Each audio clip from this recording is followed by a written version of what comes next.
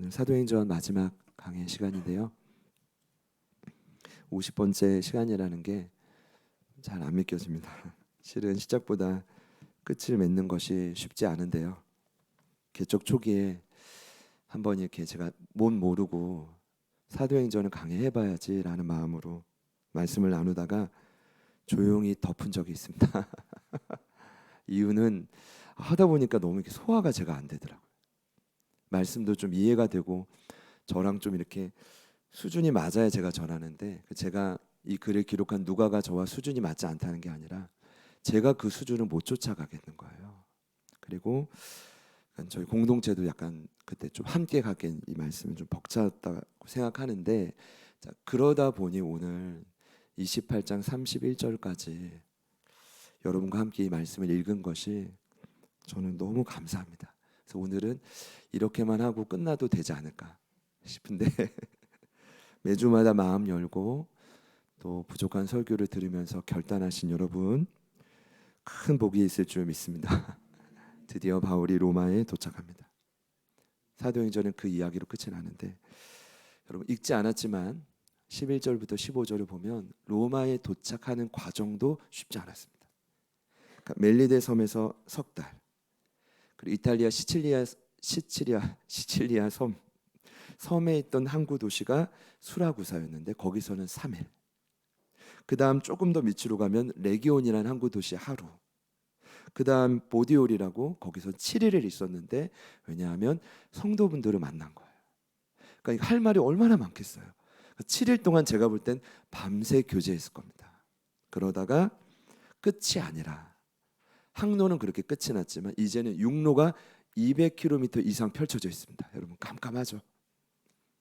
근데 그 거리를 걸어서 오늘 바울이 로마로 입성한 겁니다.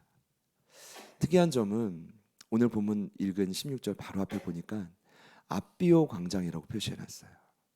왜 이렇게 지명들을 다 기록했을까? 다 이유가 있습니다. 그러나 한 가지만 말씀드리면, 그 아비오 광장이 2000년 전에 로마의 군인들이 개선 장군으로 들어올 때였대요. 전쟁에 승리하고 박수를 받으며 들어올 때였는데, 제 생각은 아마도 바울이 죄수의 몸이었지만 바울의 심정은 굉장히 당당했던 것 같습니다. 복음을 한번 들어봐 이게 아니라, 나는 예수와 함께하고 있어. 성령이 내 안에 살아있어. 나를 떠나지 않아.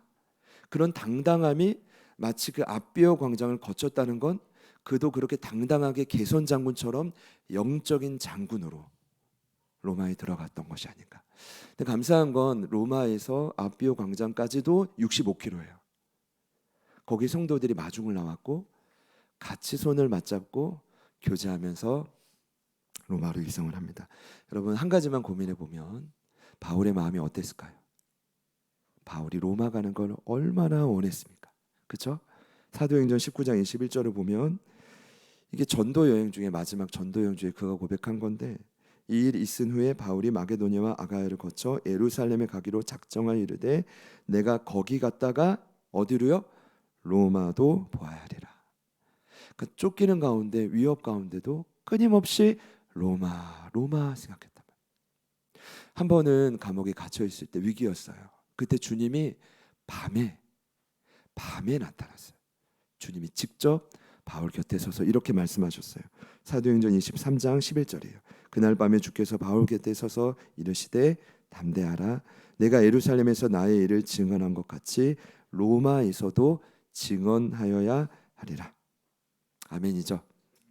로마로 입성하는 건 단지 로마로 간 게 아니라, 그냥 사도행전이 마지막이 아니라 하나님의 뜻이 내 삶에 성취되는 거예요. 여러분 이렇게 축복해 드리고 싶어요. 여러분을 향한 하나님의 특별히 중요한 뜻이 있을 거예요. 근데 그 뜻은 여러 한계와 어려움으로 자꾸 미뤄지고 지쳐지고 있는 걸 여러분도 느끼시죠? 그러나 오늘을 기점으로 그 뜻이 성취될지어다. 성취돼야 돼요. 일단 뜻이 이루어져야 기쁜 거예요. 이게 억지로 울거나 기쁠 수는 없어요. 저희가 연예인이 아니기 때문에. 그래서 여러분 그 뜻이 성취됐던 바울의 마음이 얼마나 행복했을까. 그런데요, 제가 실은 오늘 본문을 보면서 이렇게 말씀드릴게요. 세 가지 질문이 들었어요. 첫 번째 질문은 이거예요.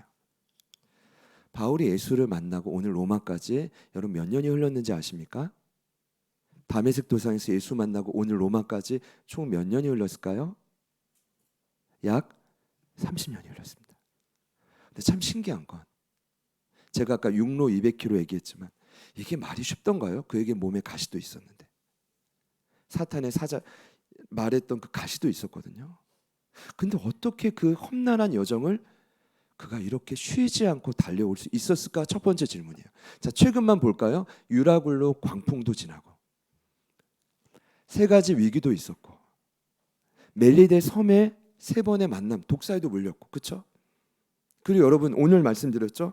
수라구사, 레기온, 보디올 다 기억하지 않아도 돼요. 근데 엄청난 장소들을 지나서 끝이 아니라 200km를 걸었단 말이에요. 어떻게 몸도 약한 바울이 이토록 험난한 여정을 어떻게 걸어갈 수 있었을까? 첫 번째 질문입니다. 여러분 이 질문만 오늘 한번 여러분 잘 메모해 주시고 고민해 보시면 좋겠어요. 도대체 그를 그렇게 역동적으로 30년 동안 움직이게 했던 힘이, 제가 오늘 말씀드린 건 최근 이야기입니다. 근데 30년 동안 다 말씀드릴 수도 없고요. 그가 당한 고난에 제가 볼 때는 어쩌면 10%도 성경이 기록하지 못했을 겁니다. 그런데 어떻게 여기까지 왔냐 이거죠. 첫 번째 질문입니다. 자, 두 번째는요. 자, 그 이후에 오늘 로마에 들어갔던 바울이 했던 일이 있습니다. 오늘 바울이 들어갔던 감옥은 좀 특이했는데 좀 자유로웠던 장소예요. 그곳은 로마가 지정했던 안가.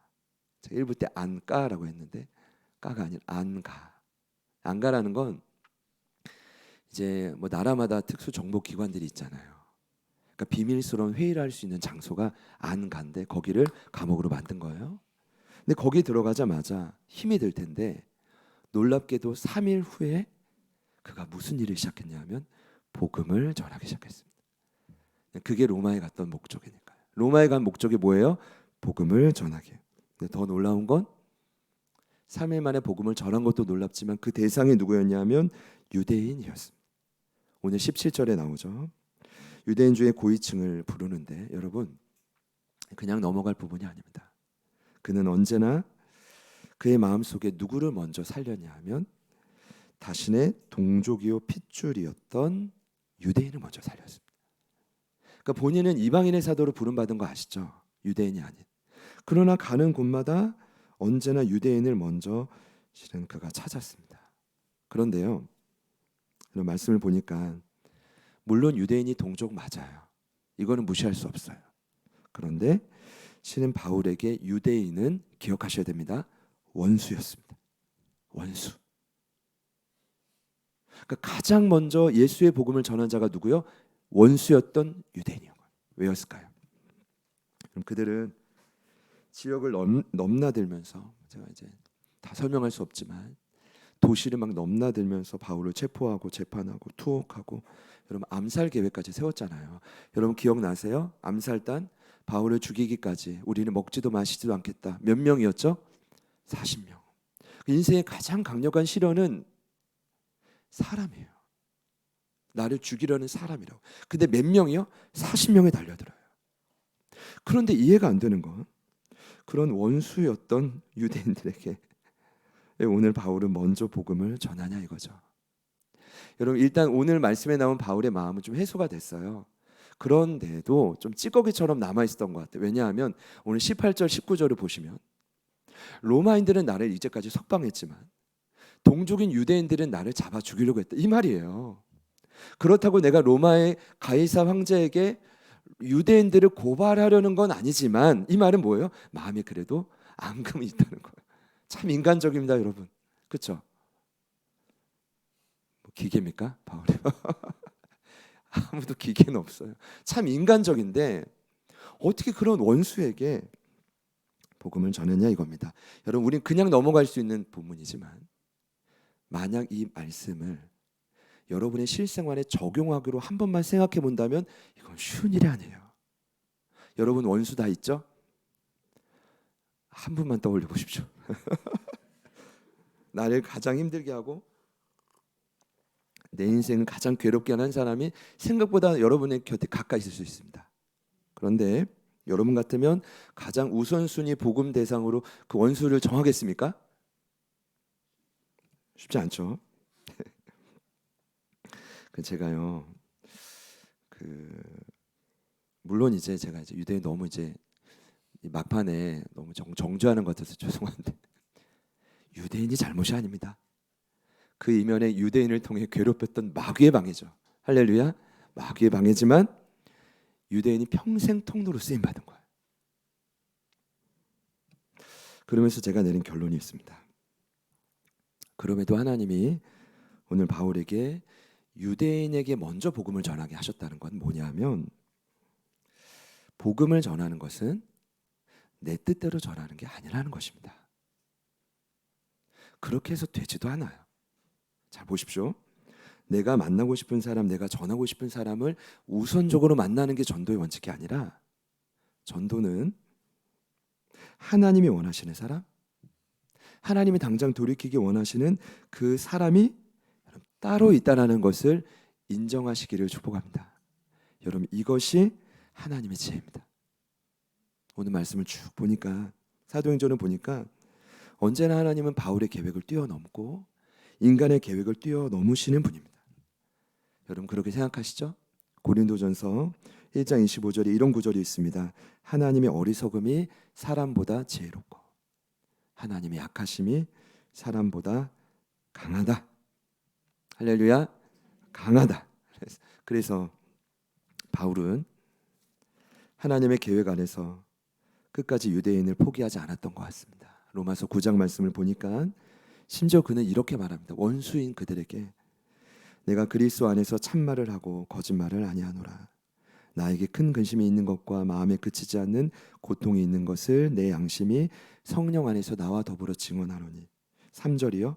나의 형제 곧 고륙의 친척을 위하여 내 자신이 저주를 받아 그리스도에게서 끊어질지라도 원하는 바로다. 이 말이 뭐죠? 내가 천국 가지 못해도 내 이름이 생명책에서 지워질지라도 나는 내 원수, 내 동족인 유대인에게 먼저 복음을 전하겠다는 거예요. 이것이 여러분 복음의 정신입니다. 여러분, 일단 저희는 그렇게 감동을 주시면 전하면 됩니다. 여러분, 전하고 결과 때문에 상심한 분들이 있다면 결과로 인해 여러분 마음이 상심하지 않기를 축복합니다. 오늘 마지막에 24절을 보니까 바울의 이 마지막 메시지 듣고도 믿는 사람도 있고 믿지 않는 사람도 있어요. 그러니까 귀가 둔하고 어둔한 사람은 아무리 바울이 말해도 못 들어요. 그러나 이미 하나님이 마음을 예비하신 영혼들은 전하면 듣는단 말입니다. 여러분, 이해가 되시죠? 그래도 같이 한번 따라합시다. 그래도 끝까지 전했다. 끝까지 전했습니다. 여기서 저희 오늘 두 번째 질문이 나옵니다. 이런 그의 마음은, 바울의 이런 원수를 품고자 하는 이 태도는 도대체 어디서 기인했는가? 제가 힌트를 좀 드리면, 첫 번째 질문이 뭐였죠? 제가 잠깐만 살펴봤지만 마지막까지 그 험준한 여정을 그는 어떻게 쉼 없이 달려올 수 있었는가? 이 첫 번째 질문. 두 번째 질문이 뭐예요? 원수와 같은 유대인들은 바울은 어떻게 그 영혼까지 품을 수 있었는가? 질문은 다르지만 제가 나중에 말씀드릴 거예요. 답은 같아요. 답은 같아요. 이미 눈치채신 분이 있을 겁니다. 성령의 힘 아닙니다. 무시하는 건 아닌데 제가 준비한 답이 있습니다. 그리고 여러분, 세 번째, 오늘 마지막 질문이 하나 더 나옵니다. 잠시 후에 오늘 이 과정을 보니까 바울이요, 집을 옮겨요. 여러분, 이해가 안 되실 거예요. 죄수의 몸이면 그냥 처음 있었던 그 안가에 머물면 되는데 23절을 보시면 그가 처음 있었던 곳이 어디입니까? 유숙하는 집, 이렇게 표현돼요. 유숙하는 집. 이건 뭐냐면 안가인데 약간 국가가 지원해주는 호텔 같은 곳이에요. 다 구비돼 있고 돈은 안 내도 돼. 국가 정부가 다 책임져요. 그런데 갑자기 형무소 안에 30절을 보니까 자기 새 집으로 옮겨가지고 거기서 이태라는 것, 2년 동안, 꼬박 2년 동안 거기서 사역을 합니다. 여러분, 저는요, 처음에 이게 그냥 넘어갔는데 이 부분을 깨닫고 제 마음이 너무 은혜가 됐어요. 왜 이사 갔을까요? 가까운 곳이고. 여러분, 상식적으로 생각해 보십시오. 정부에서 다 지원해 주는 여러분 호텔 같은 집에 있고 싶습니까? 아니면 내가 직접 월세를 내야 되는 새 집으로 옮기고 싶습니까? 뭐 물어보나 마나죠. 저희 교회도 월세를 내는 새 집에 있고 싶습니까? 아니면 우리 집이 생겼으면 좋겠어요. 제가 이게 2000년의 간극이 있어도 이 말씀이 얼마나 위로가 되는지 모르. 그리고 또 확신이 들더라고요. 우린 잘못되지 않았다. 물론 다 하나님의 뜻이라고 믿습니다만, 여러분 한 번만 고민해 보십시오. 그러면서 제 안에 한 가지 애가 좀 생각이 났어요. 과거에 이 이야기를 한번 들었는데, 그럼 1962년도에 한 장로님이 한 손엔 성서, 한 손엔 괭이, 그래서 기숙 합숙 교육기관, 기독 전문 교육기관을 만들었어요. 그 교육기관이 뭐냐면 가나안 농군학교. 혹시 아십니까? 그 가나안 농군학교를 만드신 분이 김용기 장로님, 무에서 유를 창조하셨죠.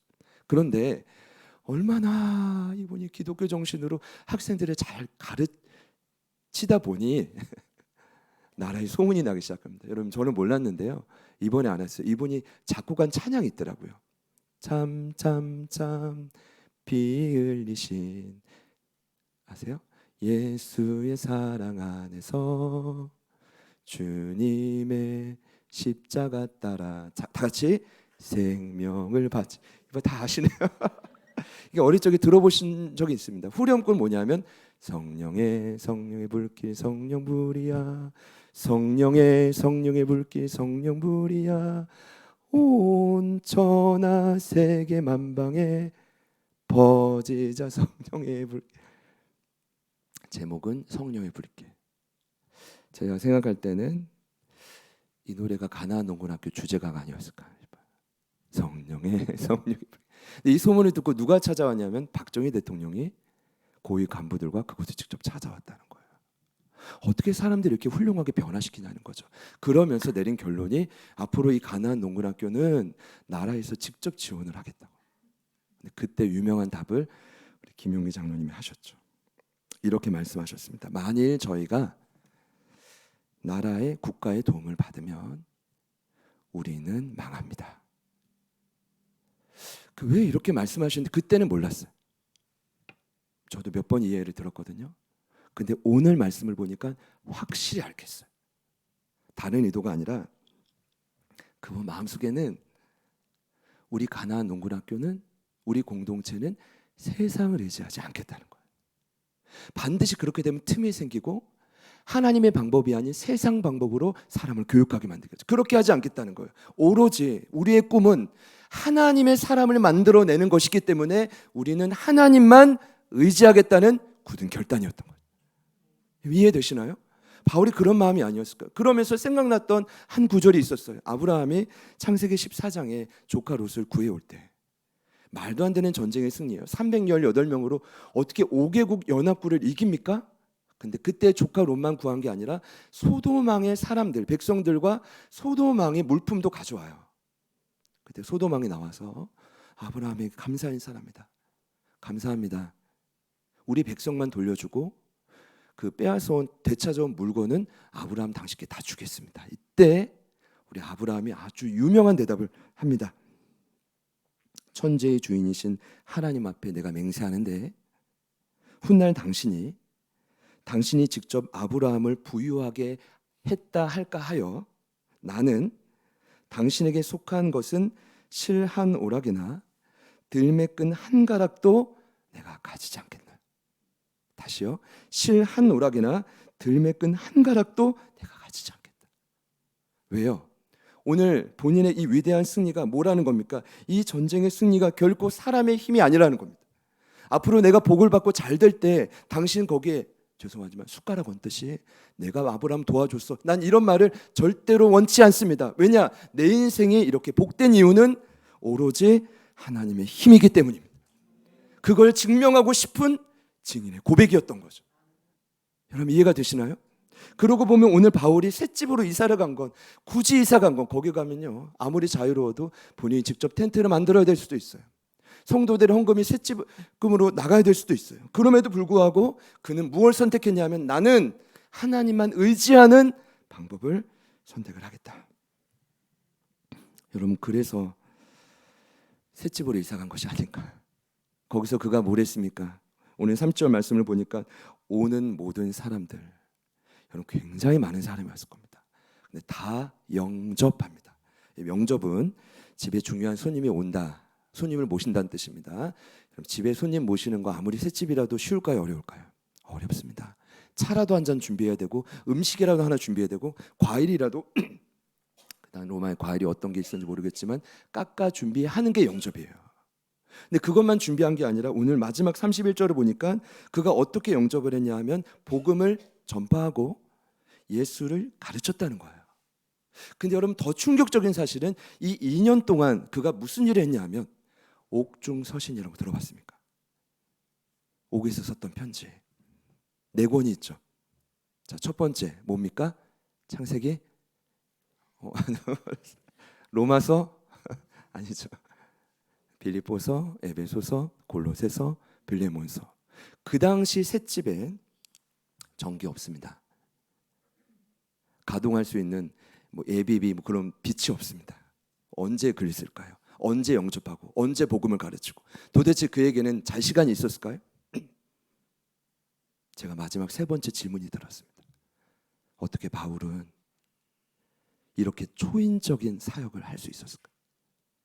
어떻게 바울은 그 셋집에서 하나님만 의지하면서 도대체 이 일이 어떻게, 그 힘이 어디서 솟아났던 것일까? 여러분 물론 성령의 힘입니다. 여러분 저는 확신하게 선포합니다. 성령님은 여러분 구원받았다면 여러분 안에 지금도 내주하고 계십니다. 이 말에 인치셨다는 뜻이고 결코 여러분을 떠나지 않습니다. 우리 오늘도 찬양하고 경배와 찬양 때도 그리고 우리 미란쌤 찬양 때도 계속 들었잖아요. 성령은 우리를 고아처럼 내버려 두지 않으십니다. 그 나라를 꿈꾸게 하십니다. 그리고 우리 안에만 있을 뿐 아니라 전 세계 열방에 그분은 운행하고 계신 분이 우리 성령님이십니다. 제가 성령님의 역할을 무시하는 게 아니라 물론 성령의 힘인데 한 가지가 더 있었다는 거. 그게 뭐냐 하면 제가 생각할 땐 바로 하나님이 바울에게 주신 꿈입니다. 꿈. 여러분 그의 꿈은 뭘까요? 땅끝까지 복음 전하는 겁니다. 로마서 15장 23절에 그는 말했습니다. 나는 너희가 끝이 아니라 서바나로 갈 거야. 서바나. 당시의 땅끝이라고 하는 스페인이 그의 끝없는 삶의 목적이었습니다. 그의 꿈은 하나밖에 없었습니다. 이 땅에 하나님의 뜻이 도래하는 것입니다. 제가 이따 결론으로 말씀드리겠지만 오늘 본문에 명확히 나왔습니다. 그의 꿈은 예수 그리스도를 통해 하나님의 나라가 도래하는 것입니다. 본인이 예수님을 통해 천국을 경험했던 것처럼 이 땅의 많은 이들이 나와 같이 예수님을 통해 하나님을 만나는 것입니다. 그러니 여러분 보세요. 그게 꿈이니까, 꿈이 그 하나밖에 없으니까 비록 좋은 집이 아니어도 괜찮아. 좋은 차가 아니어도 되고, 비록 이 땅에 살면서 수많은 계획들이 수포로 돌아가고 실패해도 그는 괜찮아. 왜요? 자신의 꿈만 이루어지면 돼. 그 꿈이 뭐예요? 예수 그리스도를 통해 하나님의 뜻이 이 땅에 이루어지는 것입니다. 그래서 오늘 본문을 보십시오. 20절 말씀 제가 한번 읽겠습니다. 이러므로 너희를 보고 함께 이야기하려고 청하였으니 이스라엘의 소망으로 말미암아 내가 이 쇠사슬에 매인 바 되었노라. 여러분 거기 밑줄 한번 쳐주시죠. 뭐라고 표현했습니까? 쇠사슬에 매인 이유가 뭐예요? 이스라엘의 소망 때문에. 여러분 분명히 이렇게 되어 있습니다. 이스라엘의 소망. 그 소망 때문에 바울이 오늘 로마까지 왔고, 그 소망 때문에 자, 첫 번째, 두 번째, 세 번째 질문에 대한 답이 그겁니다. 육로를 걸을 수 있고, 소망 때문에 원수도 품을 수 있고, 그 소망 때문에 초인적인 사역이 가능했던 것입니다. 근데 그 소망이 여러분 누구일까요? 예수님입니다. 그 소망은 다름 아닌 예수 그리스도. 그럼 지난 주일에 너무 신기한 일이 있었습니다. 이 자리에 함께 하시지만 우리 김종남 성도님 4년 만에 다시 신앙을 회복하기 위해 마음을 먹고 차를 갖고 이 지역의 교회를 막 도셨답니다. 근데 저희 교회 지난주 11시 예배 들으셨는데 저희 교회가 6번째 방문지였어요. 그러니까 다 들어갔던 것이 아니라 여기도 가보고 저기도 보고 성당도 가보셨대요. 근데 계속 들어가려고 하면 마음이 불편하시는데 성령님이 제자들 교회로 가라 아니었지만 우리 교회 딱 오셨을 때 여기는 올라가 봐야겠다는 마음이 드셨다는 거예요. 이거가 하나님의 일입니까? 아니 죄송합니다. 이게 사람의 일입니까? 하나님의 일이죠. 하나. 제가 너무 정신이 없어서 이렇게. 이거는 성령의 표적이죠.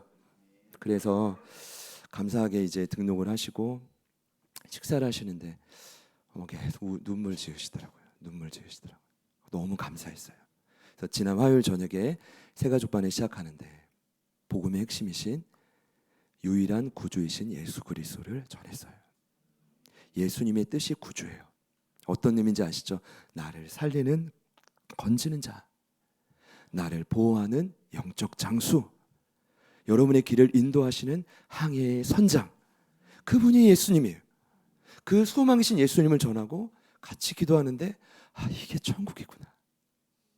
할렐루야. 이게 천국이구나. 그러니까 바울에게는 그 소망이 예수님이 너무 행복한 거죠. 너무 사랑스러운 거예요. 여러분 소망의 뜻이 엘피스예요. 어떤 의미냐면 정확히 말하면 기대감이라는 뜻입니다. 기대감. 여러분 마음을 벅차게 하는 것, 여러분의 가슴을 뛰게 하는 것, 아무리 내가 힘이 들어도 쉬지 않게 만드는 그것이 바로 여러분의 소망인데 그 소망의 근거가 누구라고요? 예수 그리스도. 제가 볼 때는 그 꿈이 그 소망 때문에 바울이 육체의 가시를 이긴 것이 아닐까, 이런 생각이 깊이 들었어요. 바울만 육체의 가시가 있었던 게 아니에요. 바울이요 고린도후서 12장 7절을 보면 이렇게 고백합니다. 여러 계시를 받은 것이 지극히 크므로 너무 자만하지 않게 하시려고 내 육체의 가시 곧 사단의 사자를 주셨으니. 바울에겐 병이 있었어요. 그게 이제 뭐 간질이다 안질이다 여러 소문이 파다합니다. 근데 중요한 건 학자들이 이 육체의 가시를 어떻게 해석하냐면 육체의 질병만 말하지 않고 바울에게 있었던 정신적이고 영적인 한계를 갖지 말아요. 그럼 제가 깨달았어요. 여러분 이 가시는 바울에게만 있지 않습니다. 우리 모두에게 있습니다. 옆에 있는 분들께 한번 축복해 보시죠. 당신에게 육체의 가시가 있군요. 이건 진리예요. 육체의 질병이든 정신적인 문제든 누구에게나 그 가시가 있는데 문제는 뭐냐? 그 가시가 있어도 오늘 육로를 걷고 원수를 품고 이렇게 초인적인 사역을 성경을 써가면서까지 그가 사역할 수 있었던 것은 뭐 때문이라고요? 그에게 꿈이 있었기 때문이에요. 예수라는 소망이 있었기 때문이죠. 여러분에게 꿈이 무엇입니까? 예수. 할렐루야. 원하는 집일 수도 있고 원하는 차일 수도 있고 더 나은 직장일 수도 있고 더 나은 수입일 수도 있고 자식들을 보면서 더 나은 대학과 더 나은 성적과 나보다는 더 나은 삶을 영위하기를 바라는 마음일 수 있죠. 충분히 그럴 수 있습니다. 그런데 여러분 그게 나쁘지 않다고 저는 생각합니다. 근데 어제 우리 강술래 권사님을 잠깐 뵀는데 저희 교회 가장 큰 어르신이잖아요. 근데 너무 중요한 이 말씀이 가슴에 확 박혔던 말씀이 있었어요. 오남매가 계신데 오남매를 위해 예전에는 잘 되도록 기도를 하셨대요. 근데 요즘에는 오남매와 자손들을 위해 기도하는 제목 한 가지, 잘 되는 게 아니라 모든 자손들이 하나님을 만나는 거예요. 하나님을 만나는 거예요. 하나님을 만나지 않고 잘 되면 저주라는 걸 권사님이 평생의 세월 속에 깨달으신 거예요. 여러분 저는 분명히 믿습니다. 하나님 만나지 않고 잘 되는 것 저주입니다. 아니 다 저주입니다. 하나님 만나고 잘 되시기를 축복합니다. 네, 제 기도 수첩을 보면 한 50% 이상은 원하는 장소, 원하는 집, 원하는 저 나쁘지 않다고 생각합니다. 그러나 중요한 건 우리가 원하는 그 소망을 통해서 여러분의 삶에 소망이신 예수님이 드러나시기를 소망합니다. 기대합니다. 말씀을 맺겠습니다. 이게 사도행전 50번째 말씀인데 생각하지 못했던 결론이에요. 여러분 육로를 걷게 한 것도 유대인을 품게 한 것도 그가 셋집에서 초인적인 사역을 가능하게 한 것도 누구 때문이요? 이스라엘의 소망 되신 예수님 때문이에요. 여러분 이 사실을 잊으시면 안 돼요. 근데 오늘 말씀을 보니까 마지막입니다. 그 이스라엘의 소망, 꿈 그것을 바울 사도가 어떻게 표현하는지를 봐야 돼요. 오늘 본문에 유일하게 딱 2번 정확하게 반복된 구절이 있어요. 그게 바로 뭐냐 하면 23절과 31절에 바로 하나님의 나라 예수 그리스도, 예수 그리스도와 하나님의 나라. 이건 이렇게 정리할게요. 하나님의 나라가 복음의 궁극적인 목적이라면 예수 그리스도는 그 목적을 가능케 하는 유일한 통로예요. 왜 바울이 그 두 가지를 꿈이라고 했느냐? 간단해요. 그것이 예수님 만나고 30년 동안 자기 인생에 지속적으로 경험됐기 때문이에요. 그리고 그것이 본인 인생에 어쩌면 성령 안에서 증인으로 되게 하는 힘이었기 때문에, 그리고 오늘 여기까지 이끄는 힘이었기 때문에. 제가 이런 비유가 좀 떠올랐어요. 여러분, 초에 불을 붙이면 초를 자세히 보면 심지가 있죠. 어쩌면 저와 여러분의 이 소망, 꿈은 우리 영혼의 심지와 같다는 생각이 들더라고요. 심지가 없으면 성령의 불이 임해도 잠깐 타고 끝나버려요. 이해되세요, 여러분? 잘 기억하십시오. 그러나 심지가 있으면 성령의 불이 임할 때 활활 타올라요. 그럼 그 심지가 뭐여야 돼요?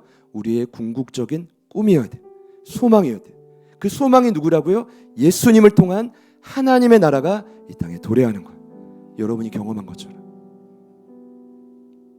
내 주변의 사람들에게도, 심지어 원수랄지라도. 어제 오늘 말씀을 묵상하는데 엘리야가 기가 막혀요. 원수와 제약으로 얼룩진 이 땅에 하나님 나라를 소망해. 제가 볼 땐 그가 심지예요. 그러니까 850대 1로 싸워도 두렵지 않은 거예요. 내가 심지니까. 그리고 승리한 다음에 갈멜산 꼭대기로 올라가. 꼭대기로 올라가. 죄송합니다. 꼭대기로 올라가는데 그가 뭐 했습니까? 기도해요. 땅에 무릎을 꿇고 고개를 무릎 사이에 넣고 7번을 기도합니다. 하나님, 제발 이 땅에 기근이 멈추게 해주십시오. 그리고 하늘을 봤더니 구름이 안 보이네. 사인이 없어. 2번, 3번, 4번. 하나님이 7번을 원하셨어요. 그랬더니 7번 기도하고 사환을 통해 저 하늘을 봤더니 저 멀리서, 그게 어떻게 보였는지 모르겠지만 사람 손바닥만한 구름이 보이기 시작해요. 제가 볼 때 엘리야는 누굽니까? 우리가 묵상하는 그 주인공은 누굽니까? 이 땅에 하늘문을 열게 하는 심지라고요. 하늘문을 열어서 비가 내리게 하는 심지라고요. 하나님은 반드시 그렇게 꿈을 가진 자를 찾는단 말입니다. 그것이 그에게 경험되어 성령 안에 불이 임하고 오늘 여기까지 온 겁니다. 그래서 오늘 말씀을 보니까 마지막 31절에 그는 담대하게 거침없이, 따라합시다. 담대하게 거침없이. 담대하게라는 뜻은, 원 의미는 확신을 가졌다는 거예요. 왜요? 경험하니까 확신이 생기고, 확신 있는 사람은 담대하거든요. 그 의미고. 두 번째, 오늘 말씀의 제목에 나왔는데 거침없이. 번역이 조금 아쉬운데 원래 의미는 이런 뜻입니다. 표준 세번역을 보니까 그는 아무런 방해도 받지 않고 예수 그리스도를 전했다는 거예요. 여러분 보세요. 이 말도 안 되는 얘기입니다. 왜 누가가 이렇게 기록을 했을까요? 자신이 섬기는 스승이 평생을 방해받고 여기까지 왔는데 왜 거침없이라는 단어가, 이 번역이 잘못된 거예요. 원래 의미가 뭐라고요? 아무런 방해도 받지 않고 예수 그리스도를 전했다는 거예요. 여러분 이거 어떻게 해석해야 되죠? 오늘 마지막 결론인데, 여러분 이것은 이런 의미일 것입니다. 그에게 방해가 없었다는 것이 아닙니다. 바울에게는 끊임없이 방해가 있었지만 바울은 끝없는 방해에도 불구하고 아무렇지 않게 의연한 태도로 예수를 전했다는 것입니다. 다시요. 아무렇지 않게 의연한 태도로 예수를 전했다는 것. 비록 그의 손은 사슬에 묶여 있었지만 그의 입만큼은 예수를 위해 열려 있었습니다. 비록 그는 사슬에 매여 있었지만 분명히 나오죠. 하나님의 말씀은 매여 있지 않았어요. 여러분 복음을 막는 자는 기독교 2000 역사를 보면 끊임없이 있습니다. 바울도 마찬가지입니다. 복음을 막았던 수많은 자들이 그에게 있었지만 어느 누구도 바울을 통해 전해지는 복음은 막을 수가 없었던 것입니다. 결론이 뭐냐? 결국 복음이 승리합니다. 결국 하나님이 승리합니다. 이 사실을 믿는 우리의 인생 또한 변화될 것입니다. 여러분의 꿈이 있습니까? 그 꿈이 만일 단지 더 좋은 환경과 자녀들의 더 좋은 걸 물려주는 것이 끝이 아니라 그 일을 통해 궁극적으로 하나님 나라 도래하기를 소망합니다라는 꿈이라면 아마 여러분의 인생도, 남은 인생도 오늘 이 사도행전의 결말과 동일하지 않을까요? 동일하게 되기를 원치 않으세요? 그래서 오늘 31절 말씀을 미완료형으로 마치 안 끝난 것처럼 그냥 개방하는 식으로 끝내잖아요. 왜요? 우리가 그 뒤를 함께 이어가야 되기 때문입니다. 여러분, 셋집은 제가 아까 좀 우스갯소리로 말씀드리긴 했지만 성경에 셋집과 같은 뜻이 있는데 겨자씨라는 뜻이 있습니다. 하나님 나라는 특징이 있어요. 처음에는 겨자씨처럼 안 보여요. 이걸 우리 은닉성이라고 그래요.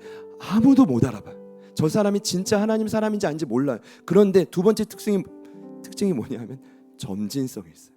갑자기 크는 게 아니라 서서히 자라기 시작하다가 마지막 특징이 뭐냐면 필연성이 있어요. 그 겨자씨는 반드시 누구도 알아볼 수 있을 정도로 강력한 열매를 하나님의 때가 되면 맺게 되어 있어요.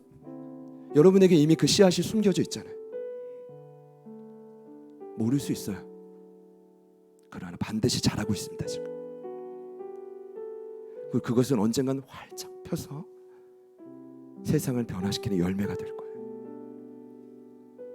여러분, 하나님 승리하셨습니다. 복음은 우리 박는 사람이 있어도 바꿀 수가 없습니다. 사단이 방해하겠죠. 우상은 어제 말씀을 묵상 보니까 850명이 가슴을 찢고 몸을 찢어도 아무런 반응이 없는 게 우상이에요. 근데 왜 그들이 그렇게 열광했는지 아세요? 사단이 계략이죠.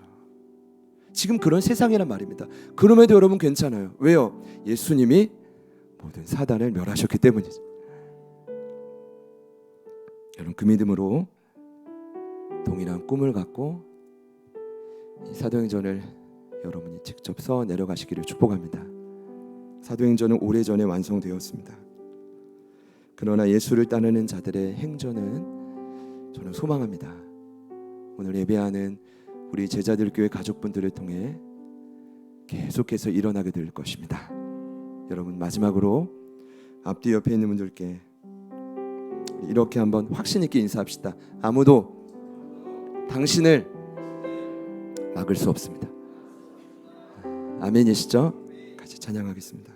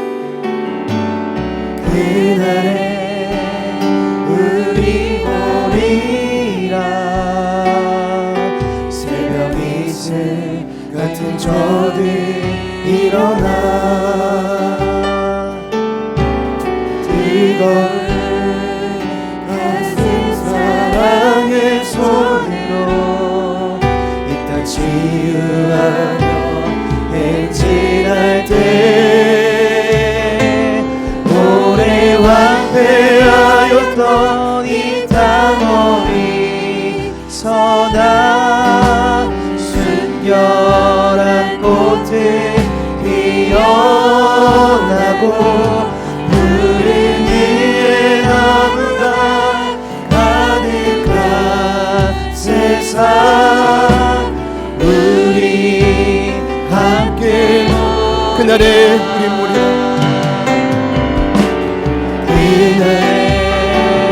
우리 모리라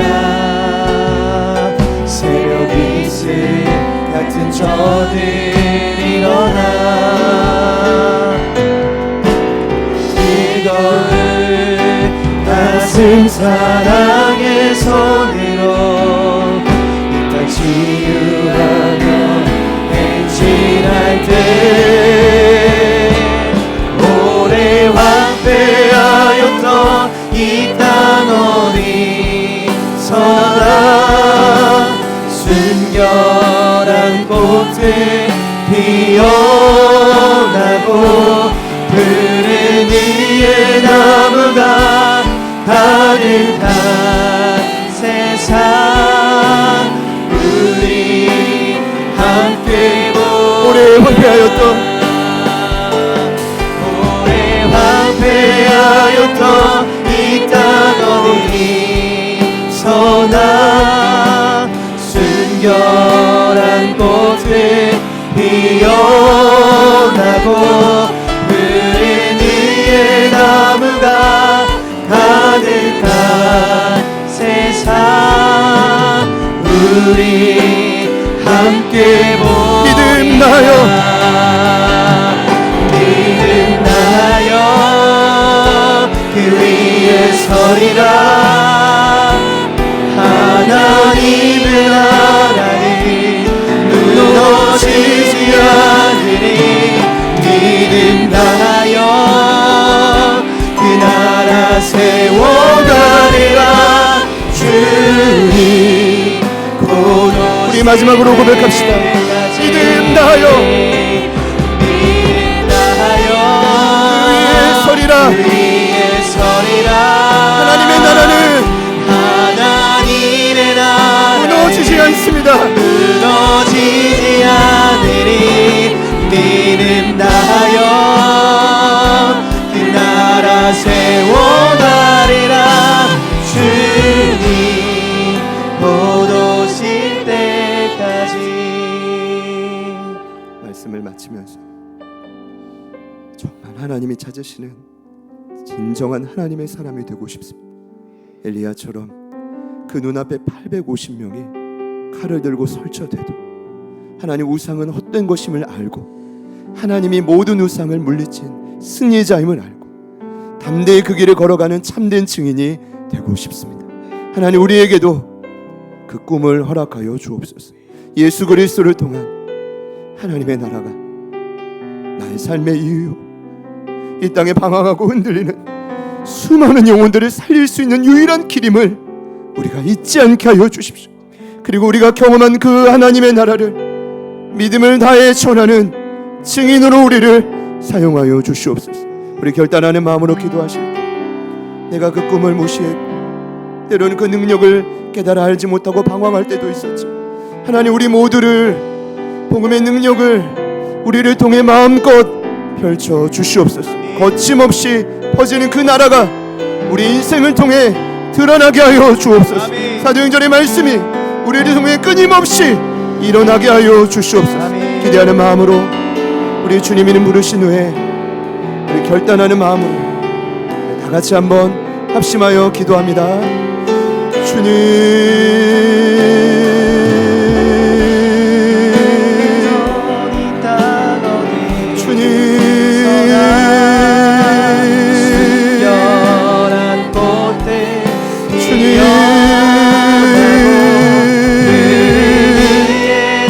수많은 안위가 있습니다. 수많은 어려움들이 있습니다. 세상 우리 함께 오래 황폐하였던 이 땅 어디서나 하나님 우리가 알지 못하는 많은 가시들이 있습니다. 그러나 그런 가시에도 불구하고 우리가 이 길을 걸어갔던 바울을 생각, 누가를 생각, 아리스도를 생각, 수많은 수많은 제자들을 세웠던 그 여정을 생각해 우리 또한 따라가게 하여 주시옵소서. 주여 도와주시옵소서. 주여 도와주시옵소서. 주여 도와주시옵소서. 주님이라여 주시옵소서. 성령 하나님 도와주시옵소서. 성령 하나님 붙들어 주시옵소서. 하나님 말씀하신 일 우리를 통해 일어날 줄 믿습니다. 성령님 도우소서. 성령 하나님 도우소서. 성령 하나님이라여 주십시오. 아버지 하나님, 아버지 하나님 역사하여 주시옵소서. 하나님 강력한 임재가 올 때 하나님 그 임재가 눈물과 같이 도전하게 하여 주시고 다만 우리의 삶을 새롭게 하여 주시고 수많은 일제를 다시 안고 가니 그러나 주님 우리를 쓰실 것이며 결단하는 우리 모두를 사용하실 것입니다. 하나님 수많은 환경 어려움들이 있지만 우리를 사용하실 겁니다. 주여 우리를 쓰실 것입니다. 주여 우리를 사용하실 것입니다. 제자들을 사랑하는 모든 제자들의 모든 사랑을 가지고 하나님 그 모든 인생을 주님 사용하시고 성령 하나님 도와주시고 성령 하나님 역사하여 주시고 아버지 주님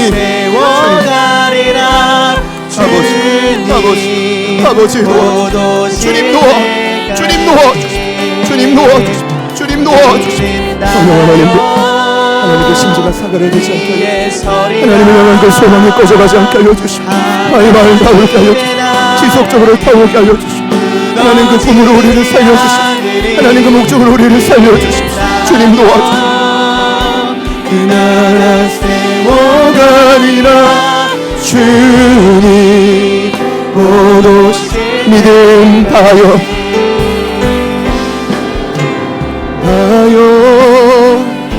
그 위에 서리라 하나님의 나라는 무너지지 않으리 믿음 다하여 그 나라 세워가리라 주님 곧 오실 때까지.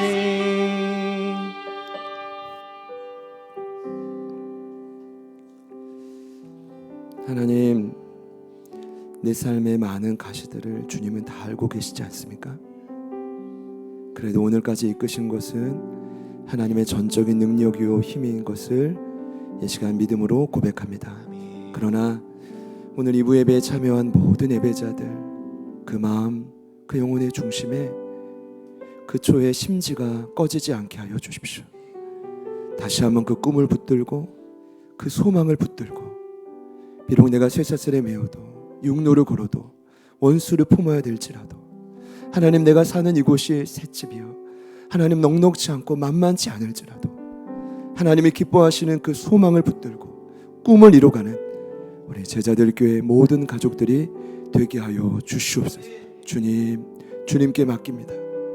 성령님 그 심재에 불을 붙이고 이제 다시 한번 타올라 지속적으로 우리를 통해 이 도시와 열방이 변화되는 것을 경험케 하여 주옵소서. 이제는 우리 구주 예수 그리스도의 은혜와 하나님 아버지의 변함없는 신실하신 사랑하심과 성령님의 내주 충만 교통 위로하심의 역사가 하나님의 심지가 되어 바울과 같이 꿈을 갖고 하나님 나라를 이 땅에 도래하게 하는 일에 헌신하겠습니다. 그 가장 행복하고 영광스러운 일에 내가 동참하겠습니다.